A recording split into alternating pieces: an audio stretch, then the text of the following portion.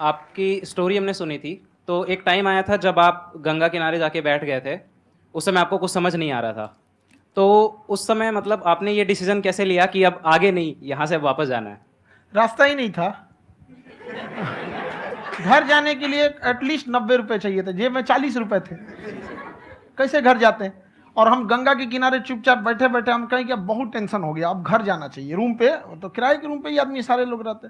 गए वहां पे तो रूम लॉक हो गया था। तुम खटखटाए तो ऊपर से गुस्सा से बोले जो ऑनर थे, क्या टाइम हो गया है? तुम कहे 9-10 बज रहा होगा। घड़ी देखिए तो 2 बज रहा था रात का, 2-2:30 बज गया था। वहां टेंशन में आप, तो होता है कई बार ऐसा समय आएगा कि लगेगा जैसे अब कुछ नहीं हो सकता है। तो इससे घबराना नहीं है। कभी कभी गुच्छे की आखिरी चाबी भी ताला खोल देती है। जो बातें आपने बताई कि घर में प्रॉब्लम्स ये वो, ये तो बहुत लोगों ने फेस करी वहां पर, आप अकेले नहीं है, बहुत लोगों ने ये प्रॉब्लम्स फेस करी, बहुत तरह की प्रॉब्लम्स देखी, बहुत तरह की स्ट्रगल्स देखी, लेकिन वो सब इतने कामयाब नहीं हो पाए जितने कि आप हुए। तो आपके अंदर ऐसा कुछ ना कुछ है जो औरों के अंदर नहीं है। तो वो मैं जानना चाह रहा हूं कि वो ऐसा क्या था जहां से कि आपका दिमाग यहां तक सोच पा रहा है कि मैं पूरे इंडिया में इतने बड़े लेवल का चेंज लेकर के आ सकता हूं, एजुकेशन फील्ड में रेवोल्यूशन लेकर के आ सकता हूं। ये सोचना ही बहुत लोगों के बस का नहीं है। मेरी एक खुद की थिंकिंग, अगर हमको कोई 100 रुपए किसी काम के लिए दिया, हम सबसे यही करते हैं, तो हम कोशिश करते हैं उसे 200 का रिटर्न दे। अगर कोई हमसे 200 रुपया फीस दे रहा है, 250 दे रहा है, तो हम उसको ये कोशिश करते हैं कि तुम्हें ऐसा लगे कि नहीं भैया हमने 10-20 हजार का पढ़ लिया यहाँ पर।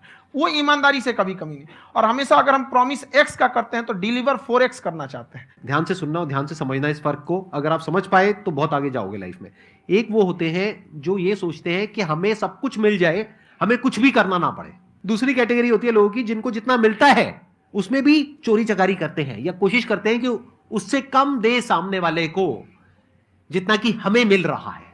तीसरी कैटेगरी होती है लोगों की, जो इनके जैसे लोग होते हैं, वो क्या करते हैं, वो ये सोचते हैं कि अगर मैंने किसी से 1 रुपए भी लिया, देखा जाए तो 200-250 रुपए कुछ भी नहीं होता है, 200-250 रुपए अगर मैंने लिया तो कैसे उसको 400 रुपए की वैल्यू दूं। ये जो थिंकिंग है ना, यही एक फर्क होता है एक ऐसे इंसान में जो बहुत आगे निकल जाता है और उस इंसान में जो मीडियोकर रह जाता है। आप अपने आप को, अपने आप के ऊपर समय दीजिए, उसको डेवलप कीजिए। जब आप अपने आप के ऊपर खर्च करते हैं तो आने वाले समय में लोग गूगल पे आपको सर्च करते हैं। क्या बात है सर।